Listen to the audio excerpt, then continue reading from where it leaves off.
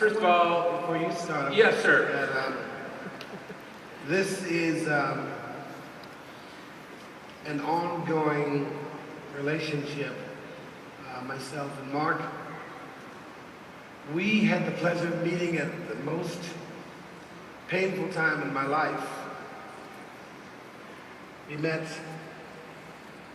in the latter part of late summer and fall of 2006. I'd lost my mother on the 31st of May 2006. And I told all the various people, the agency, CAA, my agent, Rob Light, the president of my company, Stephanie Andrews, that I would take a year off, no performances, because I wanted to grieve the pain of losing my mother. And it was shortly after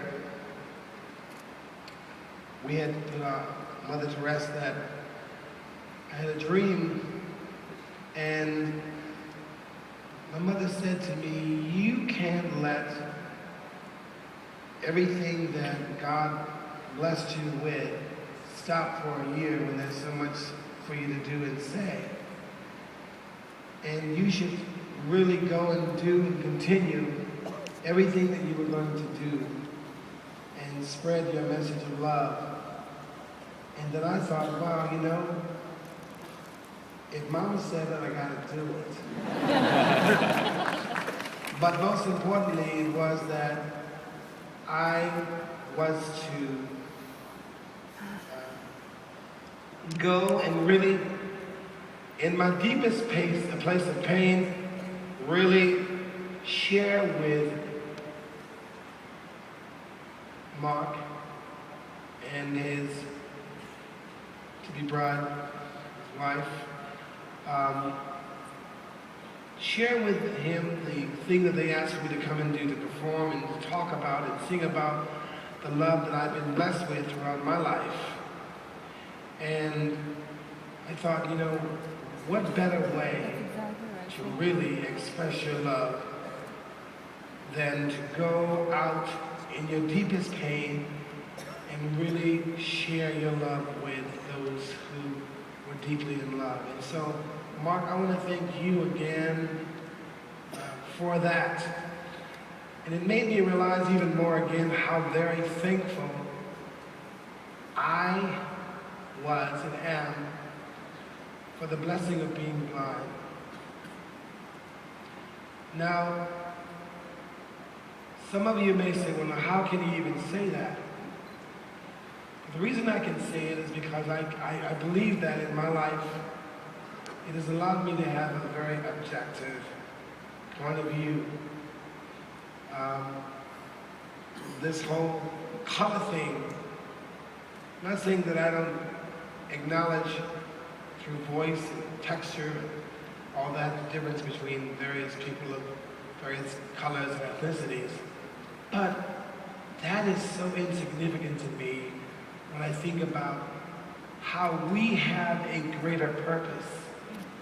We have the greater purpose of really coming together for the good of this that I call, yes, the united world, that community, but even closer.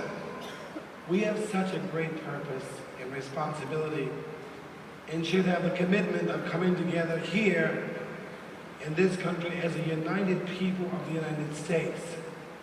We can't just talk about it. We really have to be about it. And so, when one asked me recently, what did I want to say as a New Year's resolution, I said, well, I want God to use me even more, to do even greater things to pull people together. And that is from here, the same place the songs come from.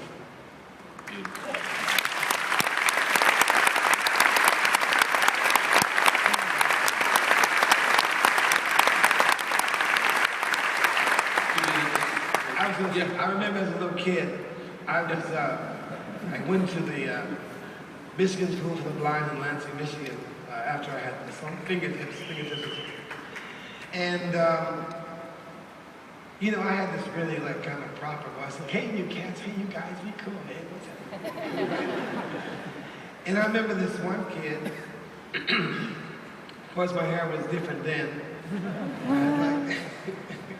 I had like sort of an afro kind of thing. And I remember this one kid, he was talking to me, and I guess he really didn't know what color I was. And he was rubbing my head, he says, he was blind obviously, and he says, well, Stevie, I didn't know you had, he said, oh, wonders. He said, I didn't know you had soul hair. I said, what soul hair? Does that mean you have hair from the soul? He said, no, it's just kind of naughty, kind of. Get used to feeling it, son. But anyway.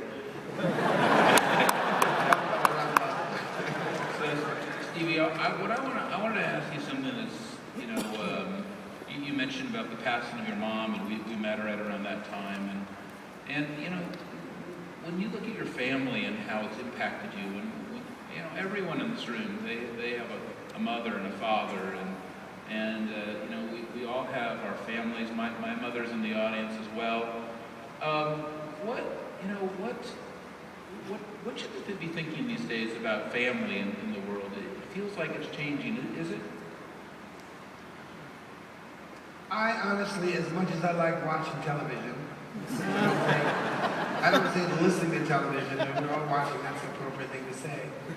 But as much as we do that, I think that we're spending too much time where we're having dinner, the television's on, and we're eating, but we're watching something and we're kind of focused on the food and a little conversation, but it's a bit much.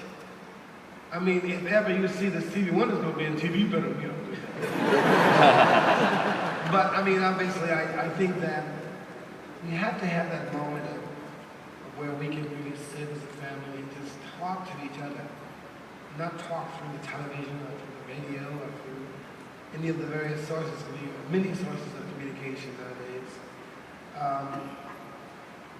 It was an amazing thing for me to be called at 2 o'clock in the morning, and the doctor said, you need to come down because your mother's experienced a cold flu, another one, I think your mother's going to be gone. And so all of us gathered together, with the exception of my brother who passed away a couple of years before. We were in the room, and as much as in the song As, when I say, make sure that when you say you're in it, but not of it, I kind of felt like I was there in the room, but I had to take myself out of that place and really understand that before me, there was a transformation happening. And my mother was leaving, she was gone, she had done what she had to do. Now, obviously I'm able to express that far better now and more calmly than I was feeling then, but at the end of the day, all the thoughts went through my mind. My mother was, for the most part, a single parent raising us. Going out in the snow one time, she fell. She still, kept it together and went to work.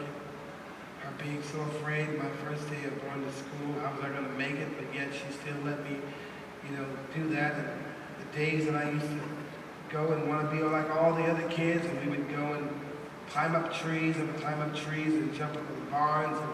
And this one game we did where I was like on this barn with other kids, and he was like, who can jump the furthest from the back of the woodshed all the way down? And so I was with all the other kids. My mother wasn't home, so I said, okay, I'm gonna do it too like everybody else. And so I was like, cool, Mama wasn't home, it was cool. And I was like, okay, they can see me do this, I can do it too. And I was there, and I said, come, and they counted, and I jumped, and it was cool. I went further back, and did it again, and did it again. And I couldn't hear, but faintly, my little brother said, and I was like, I couldn't really hear it because I was so excited. I said, are you ready? Watch me jump. And here we go. 1, 2, 3. I jumped right into my mother's arms.